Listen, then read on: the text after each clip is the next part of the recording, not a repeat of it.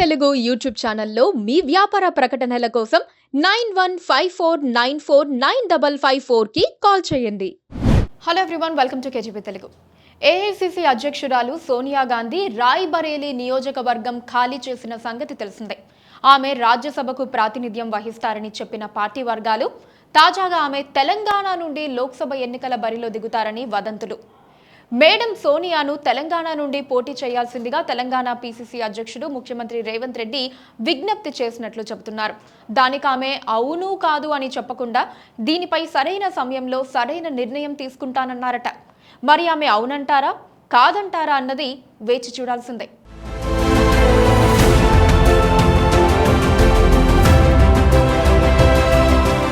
AICC అగ్రనాయకురాలు Sonia గాంధీని ఖమ్మం లోక్సభ నియోజకవర్గం నుండి బరిలో దింపాలని తెలంగాణ కాంగ్రెస్ నేతలు భావిస్తున్నారు. గతంలోనే ఈ మేరకు ప్రచారం కూడా జరిగింది. అయితే అప్పట్లో ఆమె రాజ్యసభకే వెళ్తారని ప్రచారం జరిగింది. దానికోసమే ఆమె రాయ్బరేలీ నియోజకవర్గాన్ని కూడా వదులుకున్నారు. అయితే తెలంగాణ ముఖ్యమంత్రి రేవంత్ రెడ్డి మాత్రం సోనియా గాంధీని తెలంగాణ నుండి పోటీ చేయాల్సిందిగా తాజాగా మరోసారి అడిగారట. సోనియా గాంధీ పోటీ చేస్తే తెలంగాణలో కాంగ్రెస్ శ్రేణుల్లో జోష్ పెరుగుతుందని తెలంగాణ కాంగ్రెస్ నేతల భావన. ఒకవేళ సోనియా గాంధీ తెలంగాణ నుండి బరిలో నిలబడడానికి ససేమిరా అంటే అప్పుడు ఆమెకు ఇవ్వాలనుకున్న సీటుకు ప్రత్యామ్నాయం చూడాలి. సోనియా కోసమే ఖమ్మం లోక్సభ నియోజకవర్గాన్ని ఎవరికీ కేటాయించకుండా ఉంచారు కాంగ్రెస్ నేతలు. సోనియా పోటీ చేస్తానంటే పార్టీలో అంతా ఏకగ్రీవంగా ఆమెకు మద్దతు తెలుపుతారు.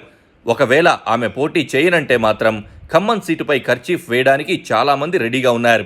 ఖమ్మం లోక్సభ నియోజకవర్గం పరిధిలోని అన్ని అసెంబ్లీ నియోజకవర్గాల్లోనూ కాంగ్రెస్ ఘన విజయాలు సాధించింది. అందుకే ఆ సీటు హాట్ సీట్ అయింది. ఖమ్మం ఎంపీ స్థానం కోసం కాంగ్రెస్లో ముగ్గురు కీలక నేతలు విశ్వ ప్రయత్నాలు చేస్తున్నారు. ఆ ముగ్గురు కూడా తమ బంధువుల కోసమే టికెట్ ఆశిస్తున్నారు. ఉప ముఖ్యమంత్రి మల్లు భట్టి విక్రమార్క తన సతీమణిని ఖమ్మం లోక్సభ స్థానం నుండి పోటీ చేయించాలని ఆశిస్తున్నారు. మంత్రి పొంగులేటి శ్రీనివాసరెడ్డి అయితే తన సోదరుడు ప్రసాద్ రెడ్డిని ఖమ్మం నుంచి బరిలో దింపాలని అనుకుంటున్నారు. మరో మంత్రి తుమ్మల నాగేశ్వరరావు తన కుమారుడు యుగంధర్ కోసం ఈ సీటు అడుగుతున్నారు. అయితే వారసులకు బంధువులకు టికెట్ ఇవ్వడానికి హైకమాండ్ సుముఖత వ్యక్తం చేయలేదని సమాచారం. ఈ ముగ్గురి బంధువులకు టికెట్ ఇచ్చే ప్రసక్తి లేదని తేలడంతో రేసులో కొత్తగా మరో 2 పేర్లు తెరపైకొచ్చాయి. పొంగులేటి శ్రీనివాసరెడ్డి వియ్యంకుడైన సురేందర్ రెడ్డి తనయుడు రఘురామరెడ్డికి ఈ సీటు ఇవ్వాలని Ponguleti Srinivasa Reddy పట్టుబడుతున్నారట.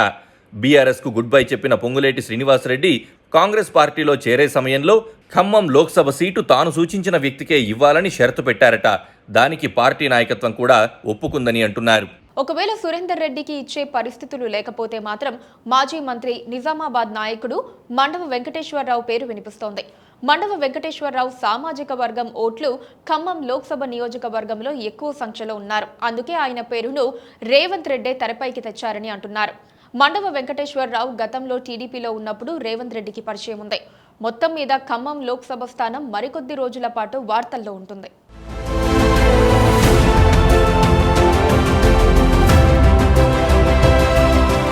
Please subscribe to KTV Telugu. KTV Telugu. KTV Telugu channel.